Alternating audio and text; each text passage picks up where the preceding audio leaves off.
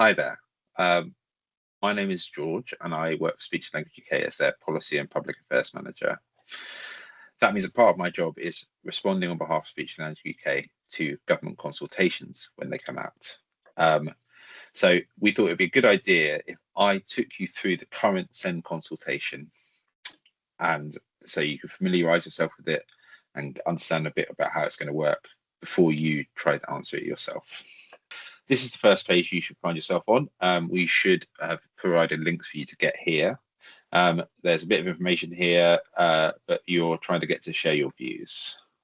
And here is where the actual start of the consultation begins, the first page. So put your name in. I've already filled, it's already saved me my name there, your email address, and then it says, are you happy to be contacted directly about your response? So this means if you fill this in and the Department for Education that reads your response and thinks, oh, that's actually something that we don't understand or we want to follow up on, that they will contact you using the email address that you've provided. Now, by all means, if that's something you don't really feel comfortable with, click no. That's absolutely fine. Right, are you responding as an individual on behalf of an organisation? Assuming that you're a parent or somebody who's interested in this issue, you'll be clicking an individual. The next question is how you can tell the government what type of individual you are, parent or carer, however you want to answer that, other member of the public. That's absolutely fine. Question 6, you do need to respond to, just click not applicable because this is the options for if you're responding as an organisation. 7 and 8 are also questions about what organisation you're from. You can just ignore those. Now we come on to questions about privacy. So the government is going to collect all of these responses and go through them all. They might put them through an artificial intelligence, some sort of like AI system to sort of like see what the common themes are, something like that. And then they're going to produce a report that is in response to what everyone said to them. If they find something that you've said particularly interesting, they may want to include it in that response, and they may name you. But if that's something that you're not comfortable with, this is how you tell them. Say no. Say I don't want to, I want my response to be confidential, and then obviously click not applicable for the option for organisations. And yeah, here we go. So this is saying if you want to keep your responses confidential, if by all means say yes. It says here, if yes, explain why you consider it to be confidential. You do not have to do that. Just ignore that for text box. If you don't, by all means do explain if you want to, but it's your response will not be discounted if you don't. So now we're on the first page of the actual consultation questions. I just thought this would be a good option, good opportunity to just go through a couple of things before we carry on. First of all, if you scroll down to the bottom here, you'll see this option that says save and come back later. Now, if you click on that, it will take you to a place where you can enter your email address, and then it will email you a link, and then you can close your web browser down, go away, do whatever you want. And then whenever you're ready to carry on filling in the consultation, you will be able to go to that link in the email they send you, and they'll come and bring you right back to exactly where you were. So if you get a few questions in and want to give it a pause, that's the thing to do. This will be at the bottom of every single page so it'll always be an option for you. Another thing is, so there are 39 questions in this consultation. We do not think that it's worth answering all of them. Speech and Language UK aren't even going to answer all of them. We've chosen 11, which we think it might be worth having a look at. Even within those 11, there might be ones that you just don't feel like you have an opinion about or don't feel like you have any answer to. That's absolutely fine. You don't have to answer all the ones that even we recommend. Yeah, and so what I'm going to do now is go through those 11 questions and explain a bit about what is being asked in them, because some of them have slightly uncommon terms and things that you might not understand. Right, question 1. We want children, young people and their families to be involved in making better evidence-based decisions about SEND, both in their local area and across the country. How can we make sure children and young people and their families have a genuine say in these decisions? It's asking you what would be the best way to get your opinion on how things are working in your local area, in how your child is getting supported. That could mean a consultation like this, open meetings, emails, information, that sort of thing. Like, and what's the best way to engage you so that you can contribute to making decisions about how special education needs and disability is delivered where you live. So that's what this question is asking. Right, we are now going to go on to the next question that we think is worth asking is question 11. So you're going to see we're going to skip through a load of pages here. So question 11, what should the top 3 priority areas be for building and sharing evidence within the national inclusion standards? So national inclusion standards, what are they? So the government, one of the government's big things in these proposed reforms is having mainstream schools be more inclusive and more able to educate children with special educational needs and disabilities. So one of the things they're proposing is having these national inclusion standards, which means that which will make it easier for schools to know how to help children with special educational needs and disabilities. So this question is asking, what will those national inclusion standards need to have to make sure your child does get the support they need in their mainstream school? So it's asking for top 3 priority areas. You do not need to give 3. You can give more than 3. You can give 1. You can give 2. Give as many as you like. But think about things like making sure they have an understanding of what a child with developmental language disorder needs, that kind of thing, like support for children with childhood apraxia of speech. That's the sort of thing which they're asking about. Question 12. What are the most important issues for national training to cover to help support children and young people with SEND? So another thing the government is really interested in doing is making sure that mainstream teachers in mainstream schools are better trained to help children with special educational needs and disabilities. So this question is simply saying, what do these teachers need to know to make sure that they can help your child? What training do they need? What do they need to understand better? Right, 15. What would provide assurance for families that an individual support plan is high quality and contains the essential information? So what is an individual support plan? An individual support plan is basically, at the moment you have SEN support in schools and you have educational health and care plans, which are done by the local authority and are these individually tailored support plans for your child that have legal weight. You can go to a tribunal if you think they're not working or if they're not providing the adequate support for your child. So an individual support plan is essentially a halfway house. This is not precisely correct. It's a halfway house between SEN support and education health and care plans, and in fact it's replacing SEN support. And the idea is SEN support, but it has legal weight. There's a legal obligation for the school to provide it, and it's done in the school, and the school is legally obliged to create it for your child. It doesn't have quite the same, like you can't take it to a tribunal like you can within the EHCP, which is a very important distinction.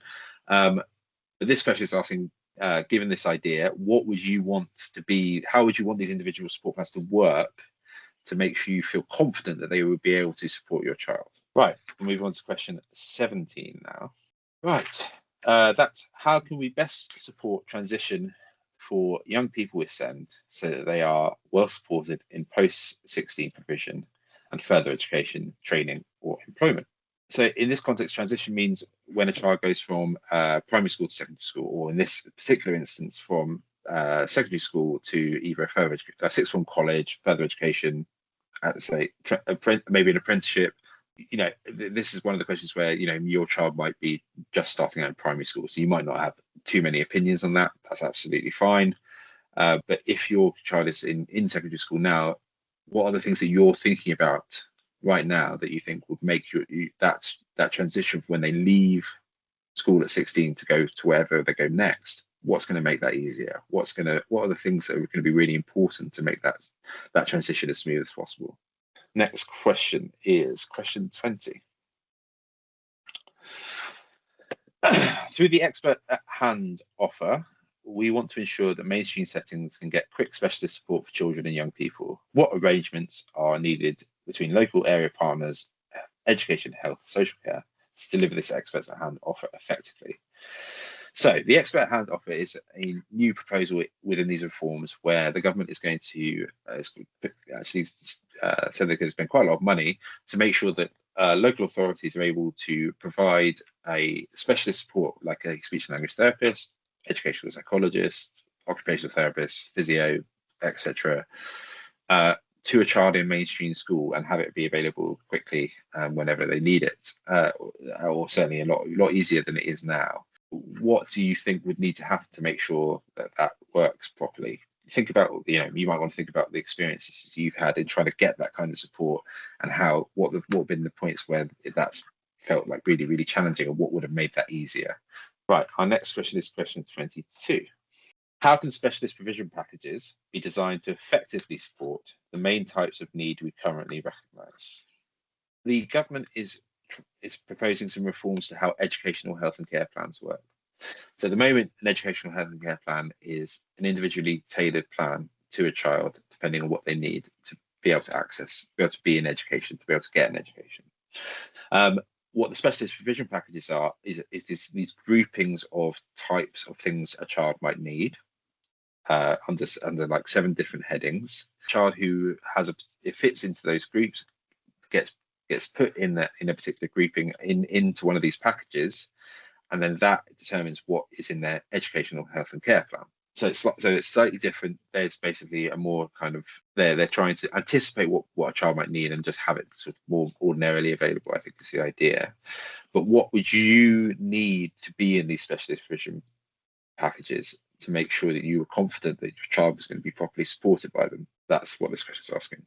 Question 25. Right. What would you expect to be considered as part of the needs assessment? For example, evidence and expert or professional input. So this means about how would you want your child to be assessed? What would be the inputs into that assessment to determine what they need and what support they need to be in education? Okay. Now I've got 2 which we're kind of grouping together here, 26 and 27. What factors should LAs, that's local authorities, local councils, take into account in proposing to parents and young people a list of potential settings to name on a plan? Settings here means just a school or a nursery or a special school, or a setting is just anywhere that you go to be educated in this context. That's a question about what are the things that you want a local authority or your local council to think about when they're putting together the options which they're going to present to you about where to send your child. Question 27, which is related to this: what information and support do parents need to make a decision about which setting will be best for their child? So when a local authority puts that list together and shows it to you, what would help make that decision easier and better informed? Like, what information would you need? What kind of support would you need to make that decision? Right, so there's one last question, which is question 39. We're going to skip a few more pages. So question 39 is: this consultation outlines a series of measures intended to reform the SEND system. Some of these measures have already been finalised, and this is clearly indicated in the document. With this in mind, is there anything further you would like to contribute to help inform the remaining proposals that are still under consideration? Simply put, this question is there anything that you would like to tell us that you haven't had the opportunity to tell us so far? So if there's anything you really think the government needs to be aware of, the government needs to be thinking about, that you haven't been able to cover in the responses that you've given so far, this is where to put it. Again, I reiterate, try to avoid using identifying names of schools or your name of your child, but this is where you can have a great opportunity to say something that you might not have had the opportunity to say so far. Right, and then that's it. So you get to go to the next page, and then you can submit some odds, and you tick this box, and you can put your email address in, and it will send you a copy of what you've just done. And I would suggest you do that. It's good, you never know. It's quite useful to reference it later. It might be interesting to see what you've said in comparison to what the government then publishes in 6 months' time. Roughly, we don't know. 6 months is a guess. Right, and then you submit your response. We've done a written guide along with this video, with all the questions I've just gone over in it as well. With that guide, we've also made some suggestions for things that you might want to think about when you're responding to the questions. Just a few bullet points. which we hope will be useful. When you're responding to the questions, I know that I've been made a point a couple of times of saying don't include any identifying information, but what it would be good is if you can include things about your own personal experience, things that show that you're, the difficulties you've had, or the things that have worked really well even, and that is definitely worth including if you feel comfortable doing so. That's it. I just want to say thank you so much for watching this, and thank you so much for filling in this, taking the time to fill in this consultation. It's not, it's not a insignificant thing to do. So we really do appreciate it. It really is important, and I think that if we all do this together with one voice, I think we can really help make sure that children with speech and language challenges are heard. Thank you.